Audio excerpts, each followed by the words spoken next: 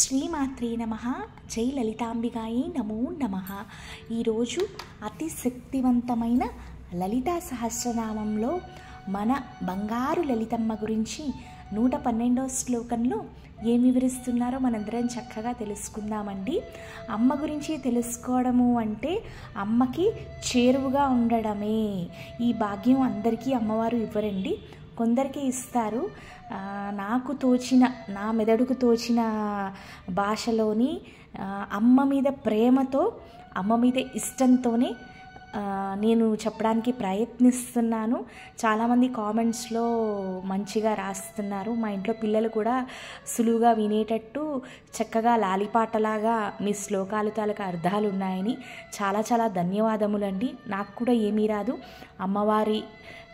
అమ్మవారి ఇదంతా కూడా చేయిస్తున్నారని అనిపిస్తుంది. ఇప్పుడు మన బంగారు లలితమ్మ గురించి 112వ శ్లోకంలో ఏం చెప్తున్నారో మనం తెలుసుకుందాం. విమర్శరూపిణీ విద్యా వియదాతి జగత్ప్రసూః సర్వవ్యాధి ప్రశమనీ సర్వమృత్యు నివారిణి. మన లలితమ్మని విమర్శ రూపిణి అని పిలుస్తారండి.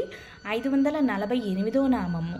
విమర్శ చేయడము అంటే ఏదైనా ఒక సమస్య వస్తే అందులో తప్పు ఏది, ఒప్పు ఏది అన్నది చక్కగా పరిశీలించడం అన్నమాట. అంటే మన మనుష్యులు కొందరు ఉంటారు, అస్తమాటికి అపార్థాలు చేసేసుకుని, అంటే మనం చెప్పింది అర్థం చేసుకోకుండా వాళ్ళకి తోచినదే వాళ్ళే కరెక్ట్ అనుకుంటారు చూడండి. అంటే వాదిస్తూ ఉంటారు. కరెక్ట్ ఏదో అంటే తప్పు ఏది, ఒప్పు ఏది అన్న ఇంకిత జ్ఞానము వాళ్ళకు ఉండదు, గ్రహించే శక్తి వాళ్ళకు ఉండదు. ఈ గ్రహించే శక్తి రూపంలోనే లలితమ్మవారు ఉంటారనమాట. అందుకనే అమ్మవారిని విమర్శ రూపిణి. విమర్శ చేయడం అంటే ఏంటి? ఒక సమస్య తాలూకా పరిష్కారాన్ని గ్రహించడము. అంటే ఇది ఎలా సాధ్యమవుతుంది మన మనుష్యుల్లో? ఈ విమర్శ అంటే ఈ జ్ఞానాన్ని మనం ఎలా పెంచుకుంటాము అంటే మనలో ఉండే మంచి బుద్ధి, అంటే మంచి పుస్తకాన్ని చదవడము, మంచి మంత్రాలు వినడము, మంగళకరమైన పనులు చేయడం అన్నమాట. మన నిత్య జీవితంలో మనం ఎప్పుడూ కూడా బిజీగానే ఉంటామండి. అందరి సంసారాల జీవితాలు యథావిధిగా వెళ్తూ ఉంటాయి. మనము తెల్లవారుజామున లేకపోతే ఇంట్లో క్యారేజీలు వెళ్ళవు, స్కూలుకి పిల్లలు వెళ్ళరు, ఆఫీసులకి వెళ్ళరు, అదంతా ఓకే. కానీ మనలో ఉన్న గ్రహించే శక్తి ఎప్పుడు పెరుగుతుంది? మనం దానికి వేరేగా కొంచెం సమయాన్ని కేటాయించాలి. అది ఎలా అంటే ఒక భగవద్గీత శ్లోకము, దాని అర్థము రోజుకి ఒక పావుగంట పెట్టుకోండి. అంటే మీ ఆత్మకి సంతృప్తి కలిగించే పనులు చెయ్యండి. అంటే మంచి విషయాలు, అంటే మన లోపల ఉన్న శక్తిని పెంచే ఆయుధాలు ఎక్కడున్నాయో కనుక్కోండి. వాటినే మంగళకరమైన వస్తువులు, అందులోనే అమ్మవారు ఉంటారు. మనలో లోపల ఆత్మకి సంతృప్తిని, ఆనందాన్ని మనం మానసికంగా చాలా దృఢంగా ఉండాలన్నమాట. అప్పుడే ఒక సమస్య వచ్చినప్పుడు, లేదంటే ఒక పరిస్థితి వచ్చినప్పుడు కరెక్ట్గా మనము అంటే మంచి డెసిషన్ తీసుకుంటాము. వాళ్ళు కరెక్ట్గా ఆలోచించారా అని అనుకుంటూ ఉంటాను చూడండి. మన ఆలోచన శక్తిలోనే అమ్మవారు నివసిస్తారు అని, విమర్శ రూపిణి కింద ఉంటారు అని ఈ 548వ నామం చెప్తోందండి. మన లలితమ్మ వారిని విద్యాస్వరూపిణి 549వ నామం అండి.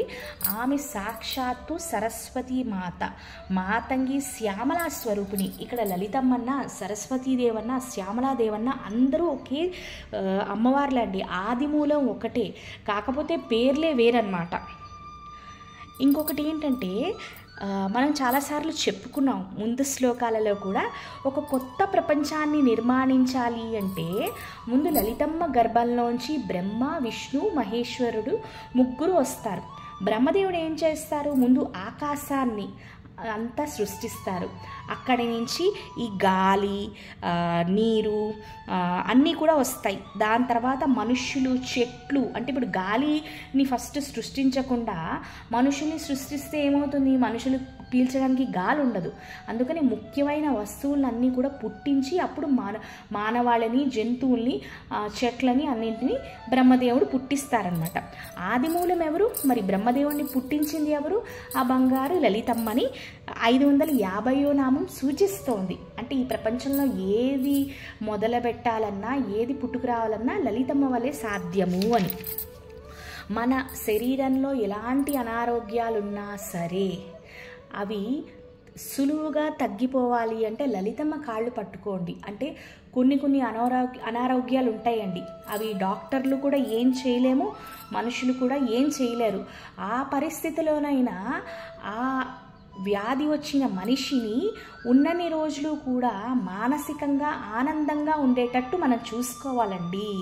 ఎందుకంటే మన కర్మ ఫలితం బట్టే మనకి వచ్చే వ్యాధులు అవి ఉంటాయి. కొన్ని మన చేతుల్లో ఉండవండి. పరీక్షలు పెడతాడు దేవుడు. మనం ఎలాంటి తప్పు చేయకపోయినా అయ్యో నాకు ఎందుకు ఇలా అయింది అని అనుకుంటాం. ఆ సమయంలో మనం గట్టిగా ఉండాలండి. మనం కోలుకునే వరకు గట్టిగా ఉండాలి. దేవుడి నామస్మరణ చేసుకోండి. ఈరోజు నాది కాదు, వచ్చే నెల నాది, ఈ 20 రోజులు నేను కోలుకున్న తర్వాత మళ్ళీ నేను తిరిగి వస్తాను నా స్థానంలోకి అని దృఢంగా ఉండండి. అలాంటి ధైర్యాన్ని ప్రసాదించే సర్వవ్యాధి ప్రశమని 551వ నామం అండి. మనం ఎప్పుడైతే ఒక వ్యాధితో బాధపడుతున్నామో మనలో ఒక శక్తి స్వరూపిణిలా అమ్మవారు మనకి ధైర్యాన్ని చెప్తారు అని 551వ నామం సూచిస్తోంది. సర్వమృత్యు నివారిణి 552వ నామం అండి. ఈ నామం గురించి చెప్పాలి అంటే నాకు ముందు అసలు అర్థం కాలేదు. అంటే ప్రతి మనిషిలోని కూడా మృత్యు భయం ఉంటుంది. అమ్మో నేను ఎన్ని రోజులు బతుకుతానో, తర్వాత నేను చచ్చిపోతే ఏమవుతుంది అని ప్రతి మనిషి, ఈ భూమి మీద పుట్టిన ప్రతి మనిషి అనుకుంటారండి.